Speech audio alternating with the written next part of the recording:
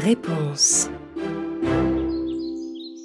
Il était une fois, dans un pays lointain, un charmant couple qui vivait heureux. Un jour, la femme annonça à son mari une bonne nouvelle.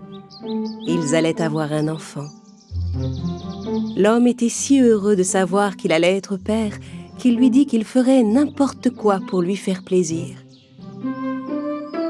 Sa femme lui dit un jour qu'elle avait une folle envie de manger une bonne salade croquante.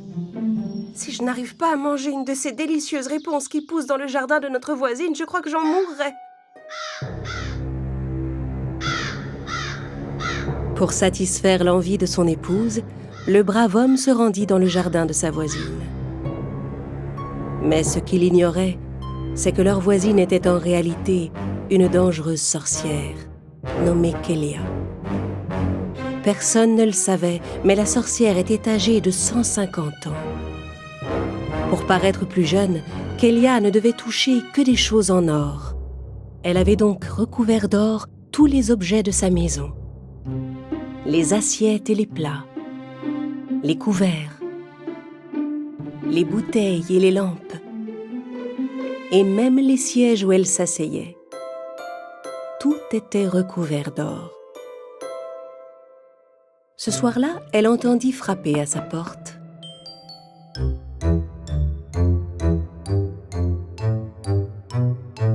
C'était son voisin qui venait lui demander une de ses réponses pour faire une salade à sa femme enceinte. Kélia lui répondit qu'il pouvait prendre tout ce qu'il voulait dans le jardin. Mais à une condition. Si votre enfant a des cheveux blonds comme l'or, je viendrai vous le prendre à sa naissance.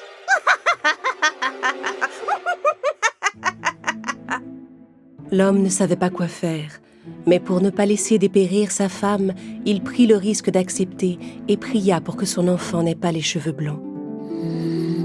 Mais quelques jours plus tard, sa femme donna naissance à une ravissante petite fille aux cheveux blonds comme de l'or.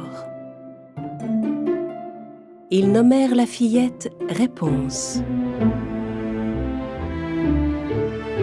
Kélia apprit rapidement que le bébé qui venait de naître avait les cheveux blonds. Elle vint donc prendre l'enfant à ses parents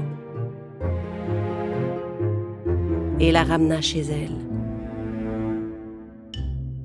Pendant des années, la sorcière prit grand soin de Réponse.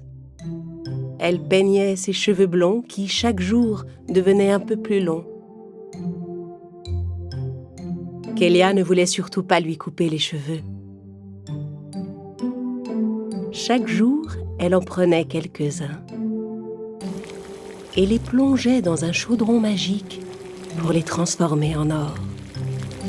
Ma magie change ces longs cheveux dorés en fil d'or, ma source de vie.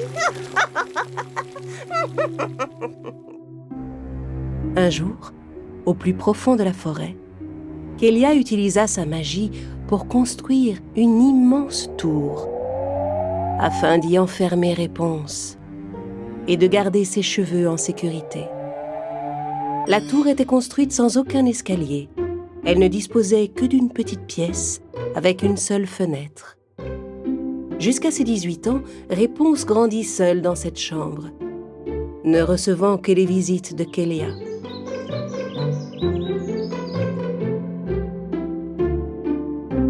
Chaque fois que la sorcière voulait monter la voir, elle appelait du bas de la tour. « Réponse! Réponse! Réponse, descends-moi tes cheveux dorés !» Réponse laissait alors descendre ses longs cheveux dorés par la fenêtre. Et Kélia s'y accrochait comme à une corde pour grimper jusqu'en haut de la tour. « Mère, pourquoi cette tour n'a pas d'escalier ? Pourquoi je ne peux pas descendre jouer avec les fleurs et les animaux ? » Ma belle enfant aux cheveux dorés, c'est pour ton bien que je te garde ici. C'est le seul moyen de te protéger des terribles dangers du monde. Il y a beaucoup d'animaux très dangereux, tu sais, et toutes sortes de créatures féroces. S'il t'arrivait malheur, je ne survivrais pas.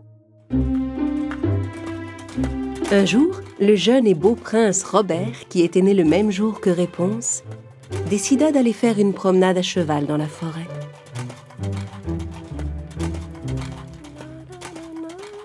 Soudain, le prince entendit une voix qui chantait et s'arrêta pour écouter. Cette voix?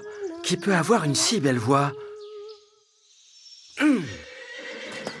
En se laissant guider par cette mystérieuse voix, il finit par arriver devant la tour où habitait Réponse.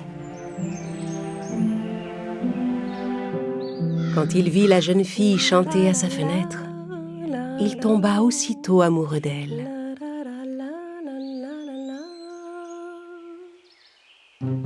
Il examina la tour pour trouver l'entrée, mais ne vit aucune porte. Au même moment, Kélia arriva au pied de la tour. Le prince se cacha rapidement dans les buissons parce qu'il connaissait sa réputation de méchante et cruelle sorcière. Ça alors? C'est la sorcière Kélia? Mais qu'est-ce qu'elle peut bien faire par ici?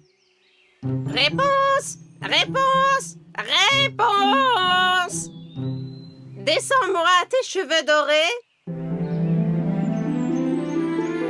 Réponse laissa tomber ses longs cheveux jusqu'en bas et Kélia commença à grimper.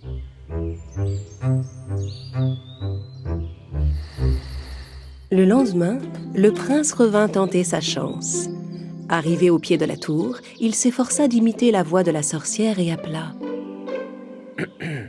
Réponse! Réponse! Réponse! Descends-moi tes cheveux dorés! Réponse trouva la voix un peu bizarre, mais fit tout de même descendre ses cheveux.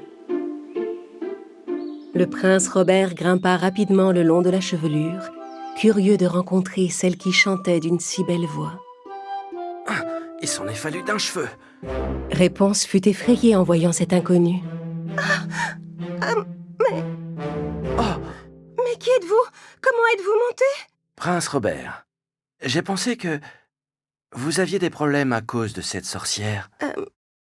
Je suis Réponse. Je ne vous connais pas. Ma mère dit que les étrangers sont de dangereuses créatures. Allez-vous-en d'ici. Regardez, est-ce que j'ai l'air d'une dangereuse créature? J'ai entendu votre voix et j'ai juste voulu savoir ce que cette sorcière manigançait. En fait, je suis venu vous sauver. Les paroles du prince attendrirent le cœur de Réponse, qui se sentait maintenant rassuré. Réponse? Voulez-vous venir avec moi pour voir des fleurs, marcher dans la forêt et croiser des tas de charmants animaux? Réponse rêvait depuis des années de découvrir le monde. Elle accepta bien volontiers la proposition du prince. J'ai une idée, pour qu'on puisse redescendre tous les deux de la tour. Le lendemain, en arrivant au pied de la tour, la vilaine sorcière Kélia s'apprêtait à appeler Réponse quand elle se rendit compte que la longue chevelure pendait déjà le long du mur. Tiens, j'imagine qu'elle m'a vu arriver de loin et qu'elle a descendu ses cheveux pour que je monte. Kélia commença à grimper le long de la chevelure. Quand elle entendit un cheval hennir dans la forêt, elle pensa qu'un cavalier passait tout près mais ne s'en soucia pas et reprit son ascension, pressée de retrouver Réponse. Quand elle arriva au niveau de la fenêtre, elle fut sous le choc. Réponse avait disparu, elle avait coupé ses cheveux et s'était enfuie de la tour.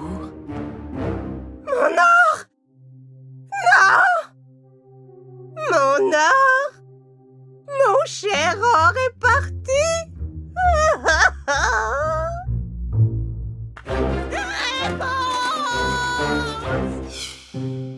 Réponse avait coupé sa longue tresse et l'avait attachée à un crochet planté dans le mur. De cette façon, elle avait pu descendre de la tour avec le prince. Kélia, seule dans la tour, toucha désespérément les cheveux coupés de Réponse. Oh non! Non, non, non! Avec des cheveux coupés, ça ne marche pas. Les cheveux sans vie ne peuvent pas se changer en or. Ah, je ne peux pas survivre sans l'or de cette chevelure. Ah! Pendant ce temps, le prince Robert amena réponse au château de ses parents. Il expliqua ce qui s'était passé à son père et à sa mère. Le roi lui dit qu'il avait entendu parler d'une certaine Réponse, fille d'un couple de fermiers de la région. Le prince accompagna sans tarder la jeune fille jusqu'à la maison des fermiers qui avaient perdu leur petite Réponse. Dès qu'ils aperçurent Réponse, son père et sa mère reconnurent leur fille bien-aimée. Ma fille, tu es là, enfin. Cette vilaine sorcière était venue t'arracher à nous. Tant d'années ont passé, mais tu es enfin revenue dans ta vraie famille. Réponse était tellement heureuse de retrouver sa vraie famille. Quant à la vilaine sorcière Kélia, elle ne pouvait se résoudre à perdre son précieux or. Je te retrouverai, Réponse. Où qu'il soit, je retrouverai les cheveux qui se changent en or.